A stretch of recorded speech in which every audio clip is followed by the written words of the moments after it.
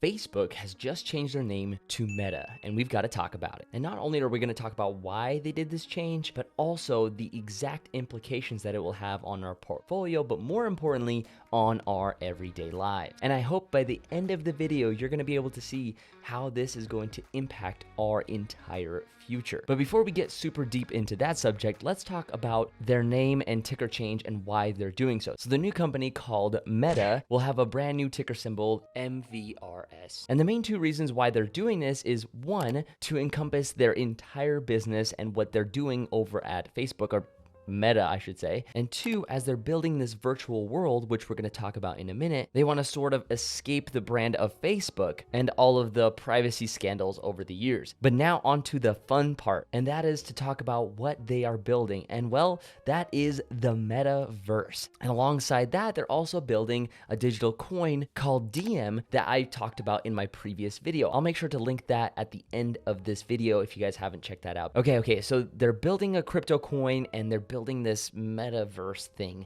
Well, what is it exactly? So Mark Zuckerberg over at Facebook, Meta, this thing's gonna take a while to get used to, huh? Okay, so Mark and the Meta team are actually building a digital universe inside of their next generation VR sets that are supposedly much better than the Oculus sets that they have today. So good that they'll be able to recognize facial expressions as you're wearing the headset in real time. And not only that, they're building a whole universe, or should I say metaverse, for when you put on this new VR set, you can actually go in and explore a whole new world and even build in this world. I mean, who doesn't want to hang out virtually with their friends in their own customizable avatar suits? Isn't that why we're building technology? Not to explore space or improve the quality of our lives. No, it's to escape our own version of reality, which is real life, and to get closer and closer to the Matrix reality that we all know and love. Okay, but all joking aside, it is a really cool concept, and I do believe that the entire digital landscape does have more room for growth than our physical environment, and not just in terms of size, but also economic growth as well. I mean, think about how easy it's going to be to socialize with your friends without leaving the comfort of your own home, at the same time as going to work, but instead of going to a physical office, you'll be in a metaverse office. Also, imagine how real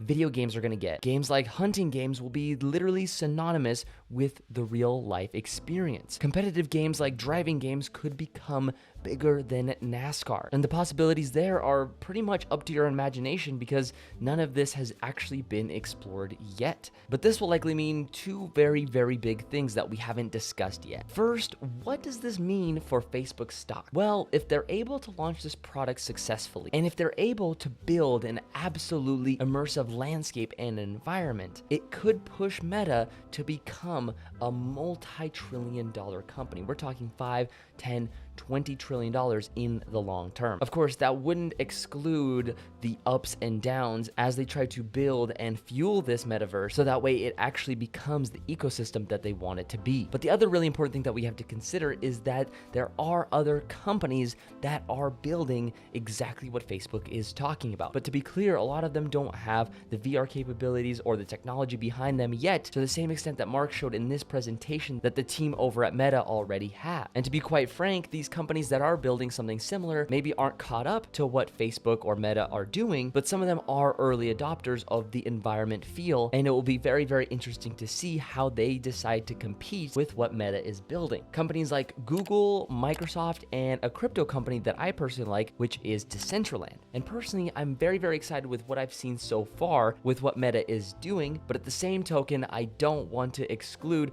the companies that are doing very similar things and don't have as many privacy roadblocks like they do. And of course, with this technology comes some concern. Like many of you guys are probably already thinking, things to do with security, with privacy, sharing of private informations, and more grim realities like we saw in the Matrix. And in my personal belief, as long as this technology is very well monitored and we program many safety measures in place so that way we don't get to those more grim scenarios, I think that this actually could do more good than harm. But with the advancements that we're experiencing with technology and the rate that those advancements are taking place, we do have to be extra careful with how we implement this type of technology. But I'd love to hear from you what you think about Meta. And also, if you want to learn more about Google, Microsoft, or Decentraland, what they're building, make sure to leave it down in the comment section below. And also, while you're down there, make sure to smash the like button. That really helps out the YouTube algorithm, so that way more and more people get access to this awesome information. And finally, if you enjoyed this video, YouTube thinks that you'll enjoy these two as well.